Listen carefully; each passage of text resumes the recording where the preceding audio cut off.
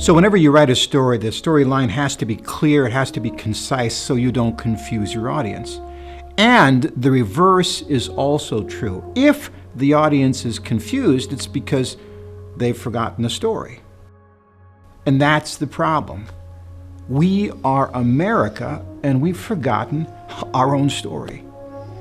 We, the people that brought up from antiquity the concept of rekindling the ancient republics, we have forgot this most amazing story of governments, America's story.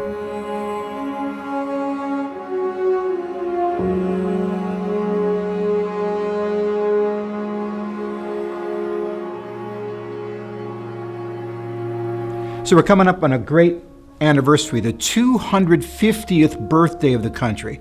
It's a time to celebrate, and the goal for me is large. I just want to tell people America's story and imagine what the next generations could look like.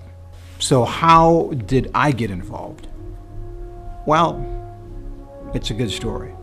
Jeff's a friend of mine, and we do a pre-Christmas on stage program together. So I called him up one day and said, Jeff, I got a challenge for you. Write a show that we can use the rest of the months of the year. A couple days later, dropped a script in my lap. Absolutely blew me away. So I told America's story a couple of different places, and people really liked it. And then Bob, he has this way. He says, hey, what if we put it on a really big stage? And I say, where? I say, how about Mount Rushmore? So that's how we got started. I told Jeff, we got to get this out. And he said, how? And I looked at him and said, you let me take care of that. We got involved with the presentation at Mount Rushmore because we remember the Fife and Drum Corps, which is a marching unit in the front shrine that has the uniform looking like George Washington, tri-corner hat, Revolutionary War uniform type thing.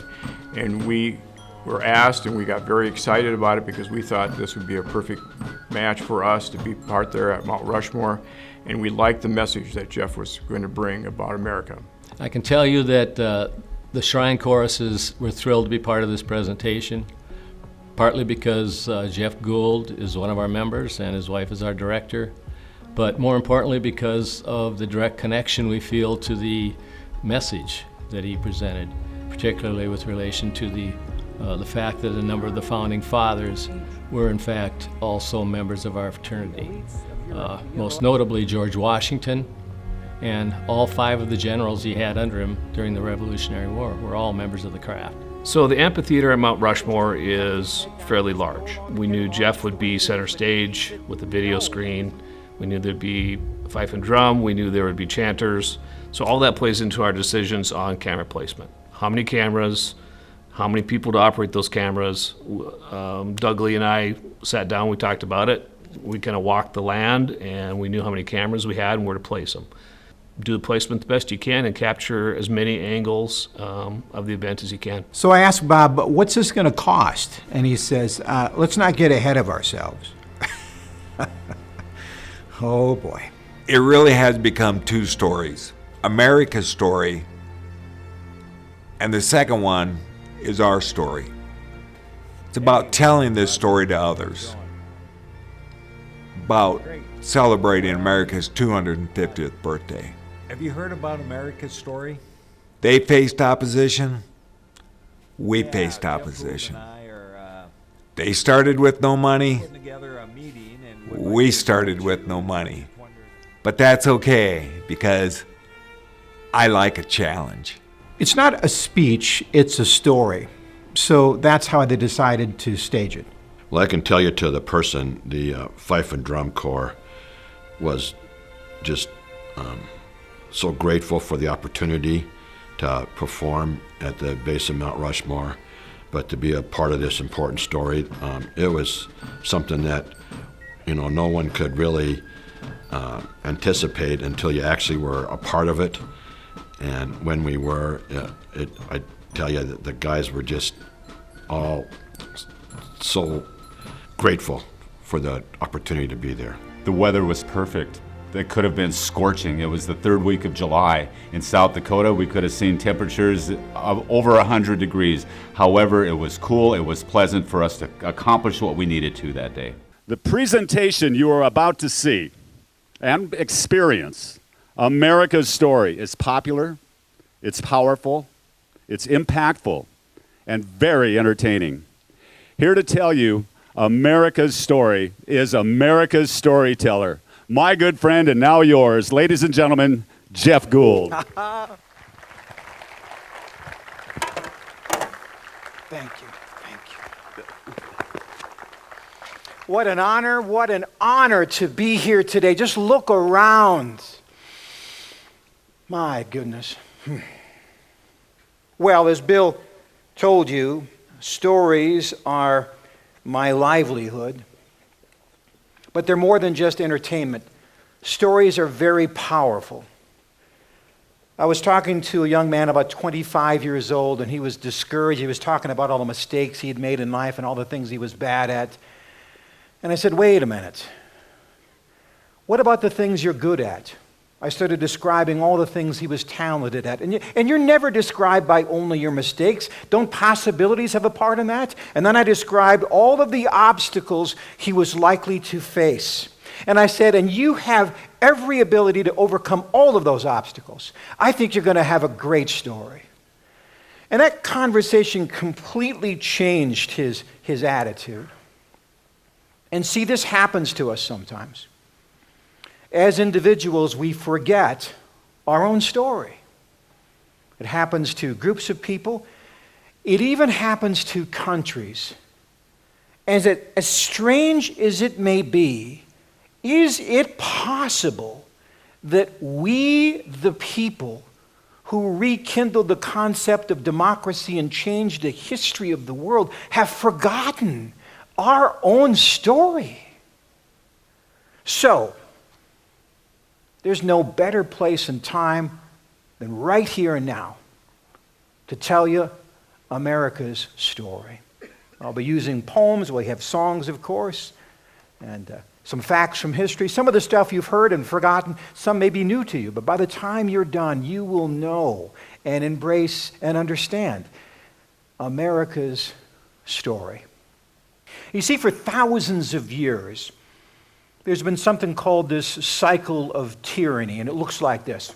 Somebody comes to power, and they coalesce the power, and then they start to abuse the power, and then they become a tyrant. And then that tyrant is overthrown, and somebody else comes to power, and they coalesce the power, and they gather the power, and then they become a tyrant. And the cycle of tyranny has continued for thousands of years. Sometimes it would take a few years, sometimes a few generations, but always tyranny replaced by tyranny. And if you're listening to me and saying, yeah, that's not right, that's because you're an American. You see, for thousands of years, it wasn't even a question. Nobody thought about it. It's just the way it was. Might makes right. To the victor go the spoils. And you don't like that. That's because of your inheritance. Now, maybe somebody has said, you know, you look just like your grandma. Or your uncle would say something like that. That is a family inheritance. Well, you as an American also have inherited things. I'm not talking about money and possessions. I'm talking about character traits that make you uniquely American. And one of the things that Americans hate is injustice. You know that feeling you get when a bully pushes you down and steals your lunch money and says, what are you going to do about it? And you hate that. And you inherited that from an 11-year-old boy. This 11-year-old boy has just found out some sad news. His father has died. And besides losing his father, he also loses his future because all of the inheritance goes to his older half-brother. And he's locked into a system where now he can't travel to go to school because school is too expensive. And it just doesn't seem fair because he has so many ambitions. He does get a job opportunity when he's 15 to be a land surveyor. His older half-brother has married into a wealthy family, and the owner of the property is looking to hire somebody to survey the lands, and he gets the job, and even that is unfair because of the way he's treated. He was looked down at. Why? Well, the people at the time would have a slang term for somebody who was super shallow, only interested in their appearance. They would call them dandies. And if you were an uncouth hick from the sticks, they'd call you a Yankee Doodle. And if you were such a dim-witted hick to think that you could take a bird feather and stick it in your hat and think that suddenly you were high fashion, they'd call you a Yankee Doodle dandy.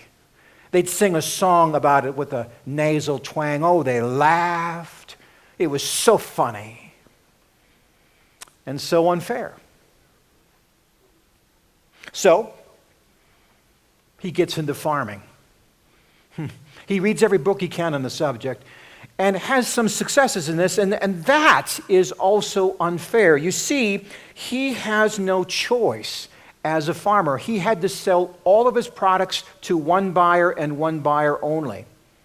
And they would tell him the quality of the product, and then they would tell him the price he was going to get. Yep, sorry, it wasn't as high quality as you thought. It's actually this price. Oh, yes, and we sold it at the bottom of the market. Sorry. And no, he could not turn his raw materials into finished goods. That was illegal. He had to give them raw materials that they would establish the price. In exchange, they would give him mediocre goods. Not what he wanted, but what was he going to do about it? It was good enough for him. After all, he was just a Yankee Doodle. It was so unfair. So he decided to do something about it. Now, honestly, he still had a pretty good life. He could have just kept his head down, just go along to get along, just the way it is, but he said no, he was going to fight back. And even though he had virtually no military training, he led a group of ill-trained, cantankerous, and divisive, ill-equipped men against the most powerful military in the world. Talk about risk. He stuck his head in a noose. The penalty for this is high treason.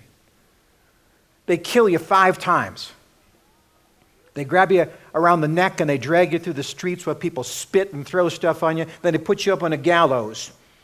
And they cut out your entrails and they burn your entrails and they hang you and they cut you in 4 pieces and cut off your head. That's the penalty for high treason. And he did it anyway. And that is your inheritance, right? Because when you see stuff that's unfair and people say, oh, just forget about it, it's just the way it is. And you say, no.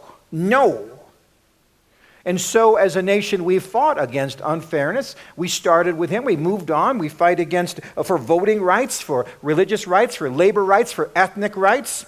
The courage, the ability to say whatever you need, the freedom of speech. You fought for each and all of those things, and you inherited it from him. You had inherited it from George Washington. He's the one who gave you courage. And why do I say that you inherited it from George Washington? He did 2 things that were astonishing. The first thing, he won. How could this rabble at arms possibly have defeated the most powerful military in the world? But he did. And then as the general of the army, all the power was in his control. And then he did the second thing that was completely astonishing. Look at your history books. You'll see a guy like this about once every 1,000 years. He saw what would happen if he were to take over. Eventually, he or somebody else would become a tyrant. And he saw that as unfair. So he gave the power back to the people. That so astonished his enemy, King George. It absolutely astonished Europe and history. So, this is one of the things we know. I want you to listen to the words to this song. This song describes what people thought about who should be in charge and who should run the show. God save great George our King. Long live our noble King. God save the King. Sent him victorious, long to reign over us. Happy and glorious, God save the King.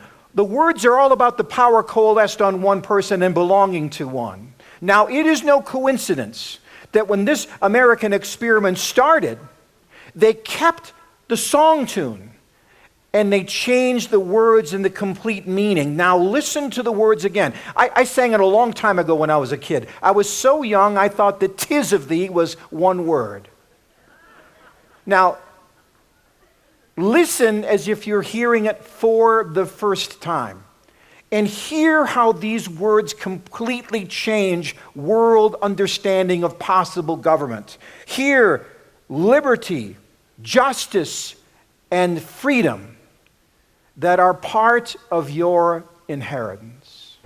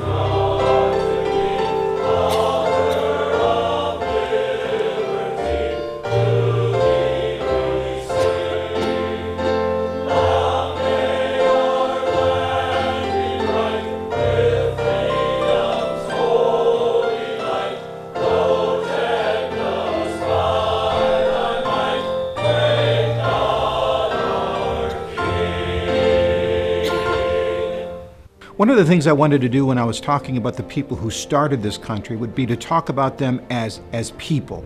So Washington, for example, probably the most remarkable thing about him, his willingness to risk and then his courage to give all of that risk to Congress and simply not take over as a dictator as he was pressured to do by many. Two things.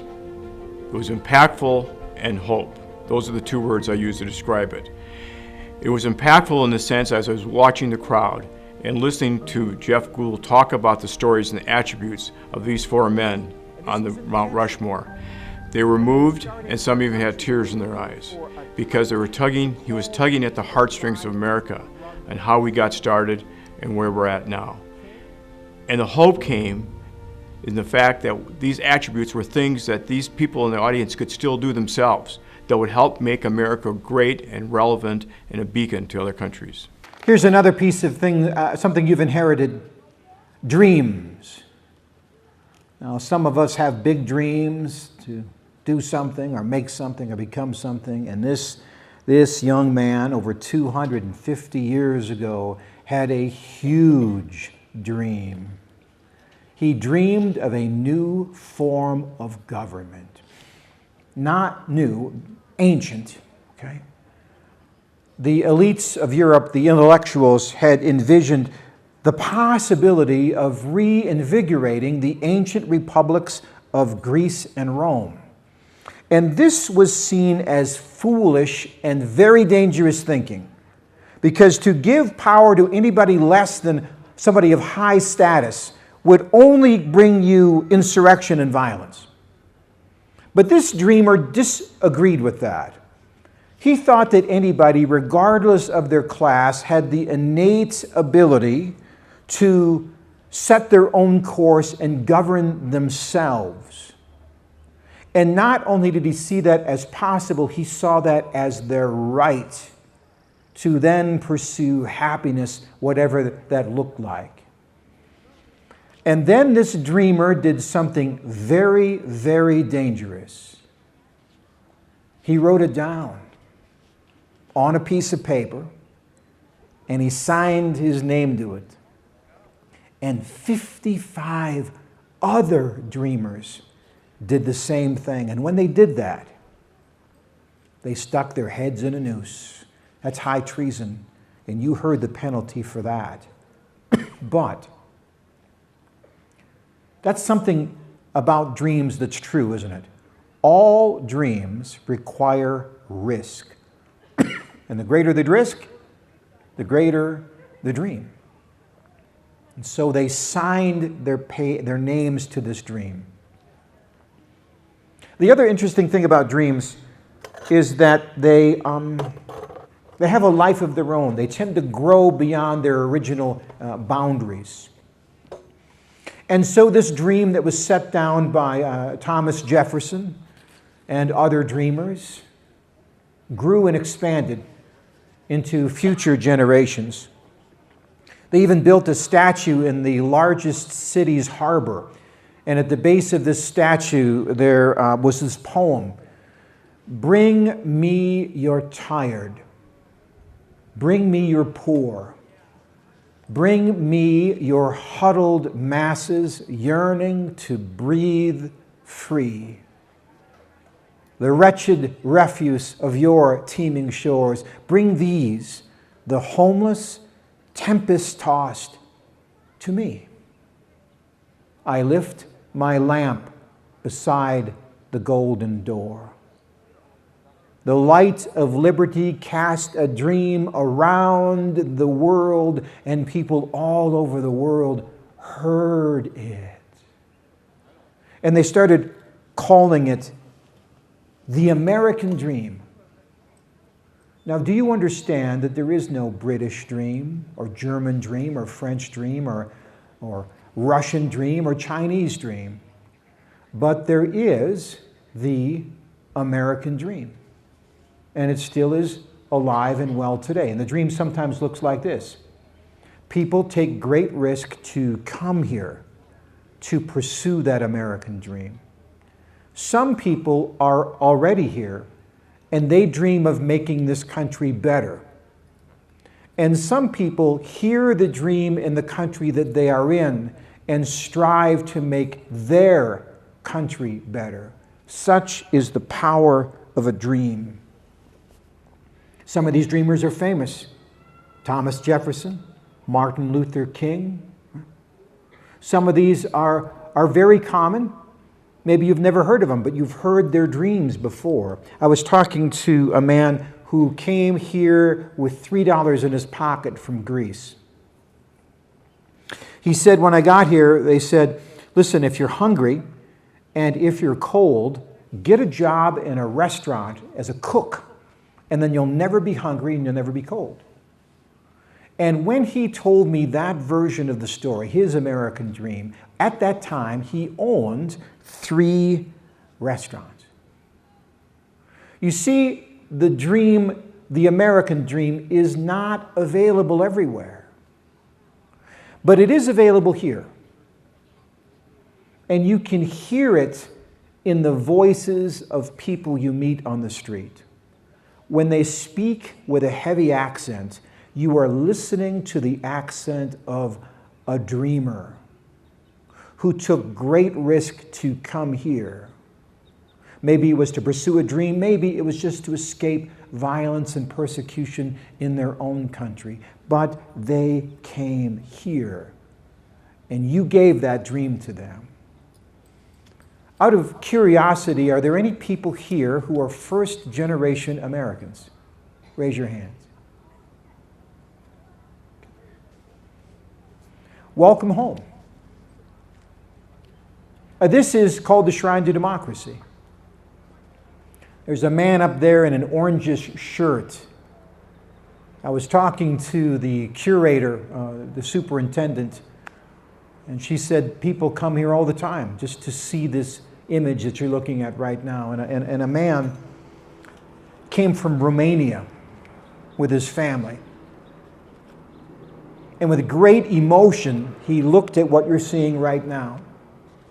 And he reached into his pocket where there was a picture. He must have clipped it out of a magazine somewhere. It was folded and refolded and tattered and torn. And he pulled the picture out and unfolded it and held it up. And the picture was of Mount Rushmore. And with tears streaming down his cheeks, he said, "We made it. We made it." The dreams that you have are also your inheritance. Thomas Jefferson, absolutely brilliant. 5 languages, a poet, an inventor, an architect, a naturalist. But his real genius was people and how he could engage with people in a way that made them the center of the conversation. And absolutely faulted. You could fill a dumpster with all of the stuff written by him and all the founding fathers. And if you wanted to, you could only pick out the bad things. I think it's more important to read as much of all of it as you can, and then take notes and see what you can learn personally from these people who did such great things. So as filmmakers, we focus on our craft. So we're looking through viewfinders and lenses to capture emotion. What we saw that day was extremely powerful. I mean, you could hear the people around you like gasp and sigh and react to the story that Jeff was talking about that day. Sacrifice. And you inherited that from a dirt poor boy. He never talked about his childhood, didn't want to, avoided the topic.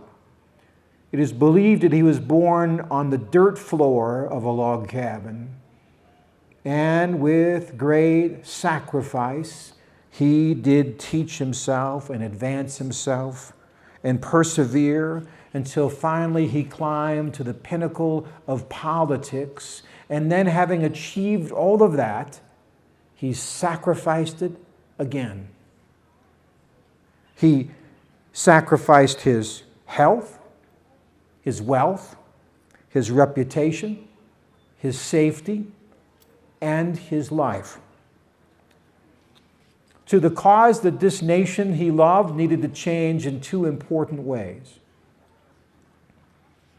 If it was to face its potential on the world stage, it needed to eradicate the evils of slavery within its country. And if we were to survive against foreign empires, we needed to be a stronger nation where all citizens were held to a higher standard of humanity.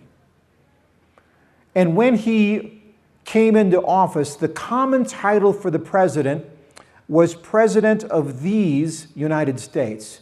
And by the time he left office, he was known as Abraham Lincoln, President of the United States.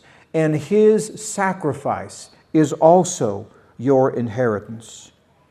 You see, whenever you see people treated poorly, you feel the need to sacrifice. Whether that's a check in the mail or a vote or a decision to go yourself. When you see injustice and poverty, you join a group, you sign a petition, you give your time, your talents, your money to do something about that and sacrifice. And this sacrifice is millions of stories deep. And the story I'll tell you now, a German immigrant who knew much suffering and sorrow in his life, yet the story he was most prone to tell was when he was dying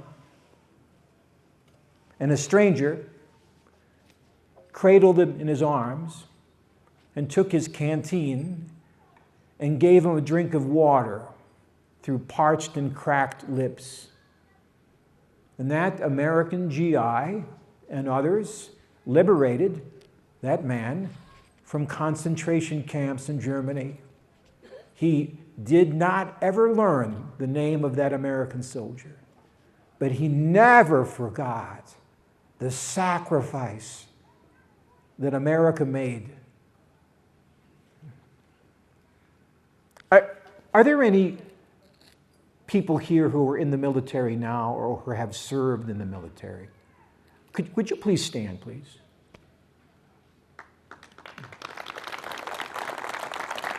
Yeah, so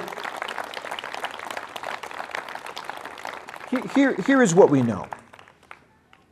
When you serve in the military, you sacrifice. Maybe it's peeling potatoes, or maybe it's typing reports, or maybe it's changing oil in a motor pool. But you give 2 years of your life away to this country. Some of you give 4 years of your life away to this country. Some who cannot be here today gave their life to this country. And without your sacrifice, this American experiment would not be here today. Thank you for your sacrifice. So, if you want to know about sacrifice, ask a parent, right? All parents know that they will sacrifice for their children.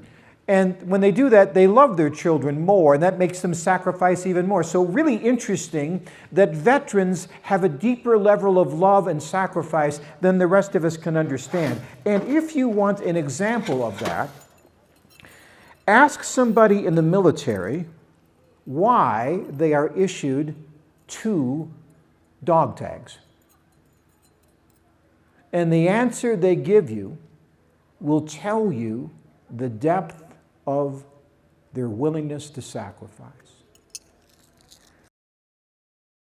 Not just those of you here.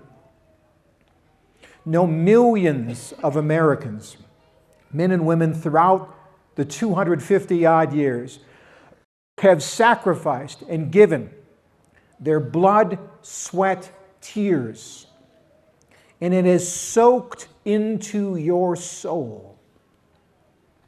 And it is part of your inheritance.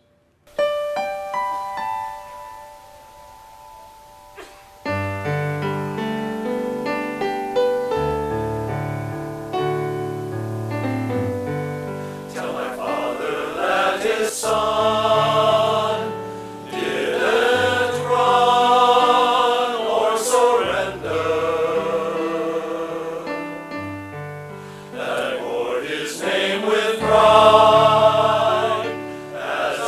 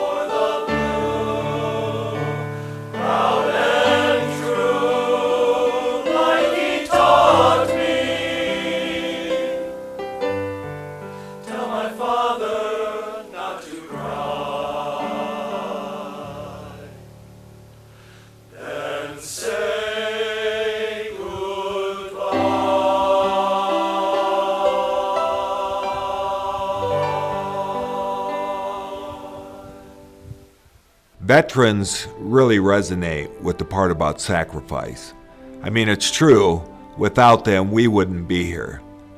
The part about thank you for your service and freedom isn't free, it's very true. But it doesn't tell the story as well as Jeff does about sacrifice in that part of his presentation. Well, the crowd was incredibly diverse, and every time I looked into the viewfinder and saw anyone from young to old, their reactions were just telling in how impactful the message that Jeff gave was, and how involved they were into the stories they heard. Well, and the level means in the use of the tools of masonry. They kind of relate everything to our standing with the universe. And so when you talk about being on the level, you're on the level as men. Everybody's on the same level. And that's kind of in the principles, in the basic principles of masonry, and it's in the basic principles of what's the verbiage in our Declaration of Independence and our Constitution. As a storyteller myself, I work as a journalist. I also want to become an author, and my community service initiative during my year as Miss South Dakota is about literacy. So when I was given the opportunity to come listen to Jeff today, I knew I needed to be here. And I was actually taking notes of some of the things that he was saying, because he would say it and I would get chills on my arms, and I knew those were things I needed to remember. So it was a pretty cool experience to get to come and listen to him and just see this whole American Storyteller event. And providence. Providence is also your inheritance. Providence, that's an old word. What does it even mean? Well, ask yourself the old philosophical question. Do you think that God created man, or do you think that man created God? Well, Americans, by and large, believe in providence, and this is what they would say, that there is a creator whose ultimate goal is the greatest amount of good to the greatest extent of good to the greatest number for good. And that on this mysterious and confusing path he has taken, we don't know what's going on, so we decided instead to trust. And so we put it on our coins. In God, we trust. While other people would throw up their hands and say, what in the world is going on? Americans would say, God is going on, to do exactly what he is going to do for the greatest amount of good, to the greatest extent, to the greatest number for good. And why do we believe it? Because we've seen it. Look at the origins of our country. 13 colonies scattered up and down the seaboard, poor ability to travel, no military standing up against the greatest force in Europe. How could this possibly have survived? And then George Washington, for gosh sakes, he gives all the power back to the people. When does that happen? Every thousands of years it happens. Do you know, when he was a young man, he was hired by the British to be a guide in what was then called the French and Indian War. And they were ambushed. All officers were shot off their saddle except him. Afterwards, he described it, bullets whistling around. He checked his uniform. 4 bullet holes in his uniform, not a scratch on him. Years later, he's sitting around a campfire, and an ancient warrior, a native warrior, comes into the campfire and says, I remember you. I was in that battle. I was in charge of our native braves. I told them to shoot you off the saddle, and we tried and we tried and we tried, and finally I said, save your bullets. The Great Spirit must be watching over that one. And then he pointed at George Washington and said, you will be the leader of a great nation. And then he disappeared into the darkness. Coincidence or providence?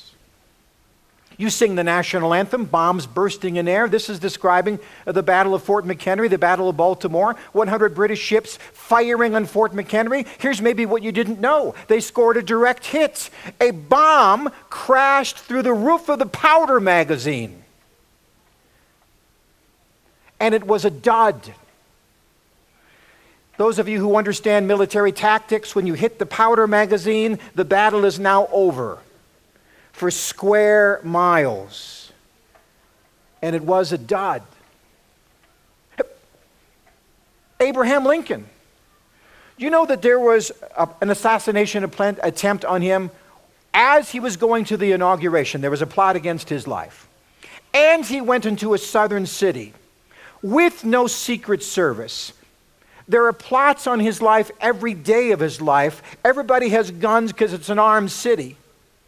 One day, he takes the same route to work every day. One day, a sniper shoots his hat off. It isn't that Abraham Lincoln died. It's that he lived long enough to purge this nation of the evils of slavery and unite us into a strong union. How about Teddy Roosevelt? Now, not the Civil War, but he did charge up San Juan Hill. They missed him by this much. They nicked an ear. He survived. He came back a hero. What was his number one goal? He was going to go back to his native state of New York and get rid of all the corrupt politicians in that state. And the political machinery there said, this guy's going to be trouble. This cowboy's going to ruin our gravy train. What are we going to do to get rid of this kid? Somebody had a great idea. Let's get him to take the most ineffectual government office in the world. Let's get him to become vice president of the United States. And so as Americans, we see the fingerprints of providence on our country, don't we? And we see those fingerprints on ourselves. We seek justice. We love mercy. We give with a generous heart. The dreams we have and the feeling that we need to sacrifice. We look in the world and we see we see evil in the world, and that bothers us. And we look at our nation and we see evil, and that bothers us. And we see evil in ourselves, and that bothers us and fills us with desire to become something better. And that desire you inherit from the son of an oligarch, a sickly kid. He wasn't born with a silver spoon in his mouth. It was solid gold. Teddy Roosevelt had everything, but he desired more. He desired to see improvements and to see the nation progress forward. Holidays, Sundays, weekends, a safe place to work for workers, reforms in the political machinery and against trusts. Industry was changed. The land was changed. Instead of being a place where you got raw materials, Teddy Roosevelt was one of those people who said, what about the land for land's sake? What about its beauty? Americans are known as innovators. The world's first national park is in Yellowstone, 1872. Teddy Roosevelt, a naturalist, loved the beauty and saw that it had a value far beyond mere dollars and cents. And he and others pushed, poked, and prodded until there were national parks in all 50 states. There are over 400 places of beauty in this country, and you're sitting in one of them right now. Look at this place. It's sacred. It's so beautiful, it's sacred. Before there was one nation, there was almost 600 nations and tribes in this land. And they saw this as sacred too, not just here, all over the place. They saw sacred things of beauty. It is a sign of their devotion to the land. Native peoples join the military 5 times the national average. Such is their desire to protect what we have the ability to see, not just for this generation, but for generations to come. And you have the freedom to go and see it. A few miles south, you'll see Crazy Horse Monument. Similar to this, a nation giving tribute to a hero. And these are 2 places. And there are thousands and thousands and thousands of more places all throughout this country. Beauty as far as the eye can see. Beauty that you are allowed to go to. I was talking to a man who was from another country. The astonishing thing when he joined here is he said, you know what? They let you travel in your country. I said, well, what do you mean? He said, well, in my country, there are checkpoints within the country. You're not allowed to just go anywhere. But in America, you are allowed to go everywhere and see what is here for you and for your children and children's children and grandchildren. Part of your inheritance is this beautiful place we call America.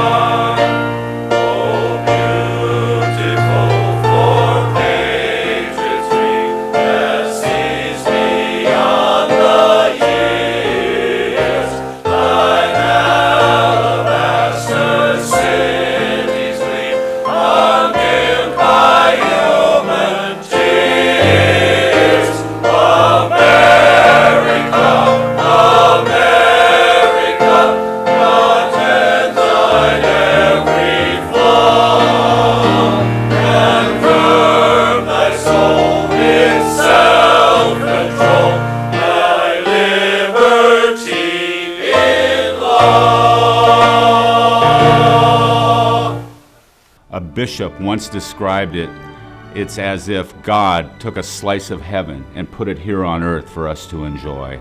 That's what the Black Hills is like. Being there is indescribable. You have to experience it for yourself. What I really like about Mount Rushmore is the cracks and the flaws in the images, because those men were also cracked and flawed, but they still did great things. I'd like to think about myself and everyone around us like we are perfectly flawed. No one is perfect, but gosh darn, right? Let's think of where we come from, like where we can go with this. And somewhere in this journey, it has hit me that we as Americans have become so cynical and so hypercritical that we've lost a lot of our own thread and our own inspiration to move forward. We need it, man. We need this story. We're coming up on the 250th birthday of our nation. It's a big deal.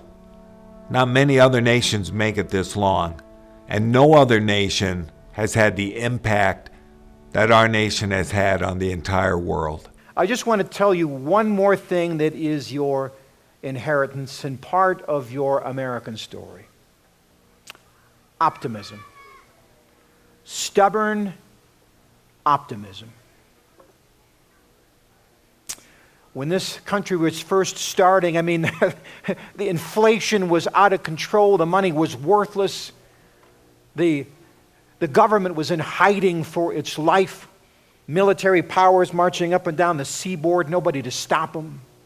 The soldiers had no food, they had no clothing, they had no munitions, they had no hope. And they went to General George Washington and they said, it's over. Just take over. Stop asking Congress for help. They're not there for you. Just take what you need so we can survive. And General Washington said no. He said no. He said no. With stubborn optimism, he said, I will not stoop and become a tyrant. I will defer to the Congress, and we will survive. And they did. And then thrive. And that same stubborn optimism has changed the world to this day.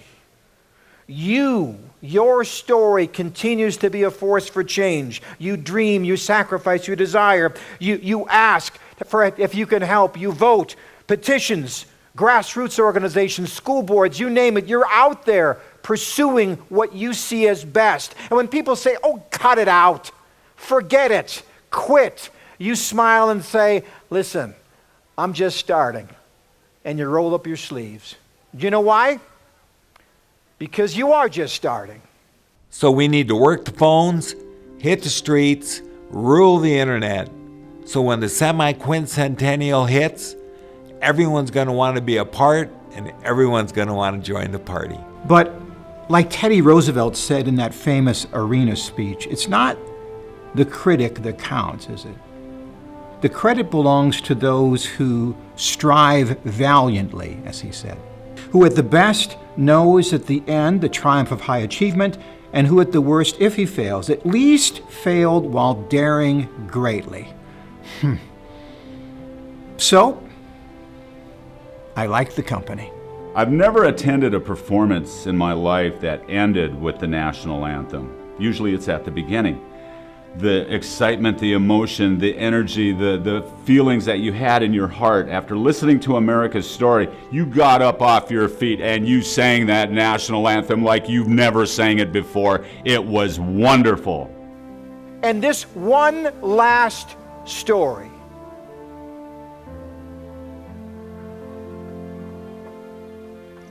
The country is less than 40 years old. It's tough. The British have landed and sacked Washington, D.C. They've burned the White House. It's 2.5 weeks ago, and people are terrified, and now they're marching down the seacoast. It's Baltimore, the Battle of Baltimore. 100 ships of the line poised to fight.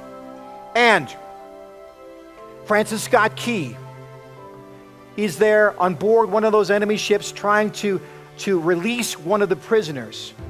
And all of a sudden the battle starts. And bombs are bursting in air. And he can't see anything. And he's wondering what's going on. And he's gripping the railing of the ship because he doesn't know if the country is still going to be there in the morning. Is the flag still waving?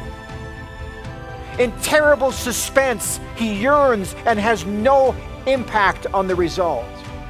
This is not a question at the end of a poem. This is not a question at the end of a song. It's a question that people are asking today, because all over the world, people are still in tyranny. People are still struggling. They want to know, is America still there? Is it still a place where free people are brave and pour into the world? And I can't answer that question. And a president and a political party and history can't answer that question. Only you can answer that question. Are you in the land of the free, where you are free to use your skills and gifts to pour and sacrifice? And are you brave enough to do it? And if the answer is yes, then stand up, take off your hat, put your hand over your heart, and sing with us, so people all over the world can have hope in America's story.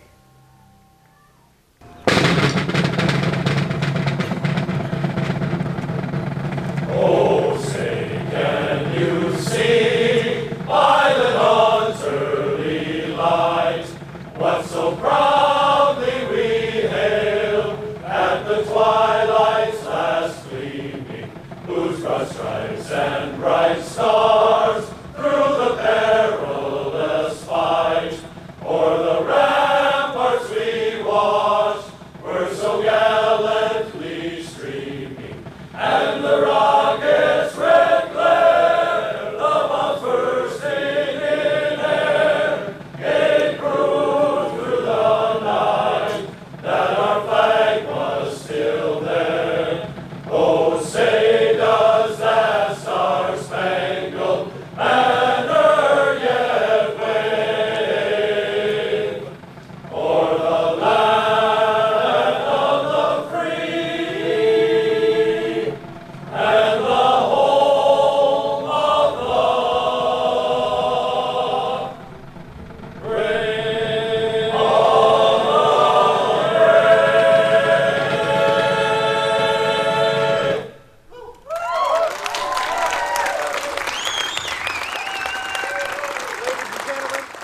works like this. When we raise enough money, we hit the road.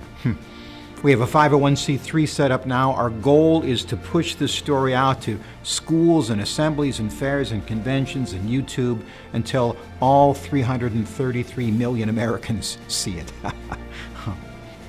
And you know why? Because I sure do like the story.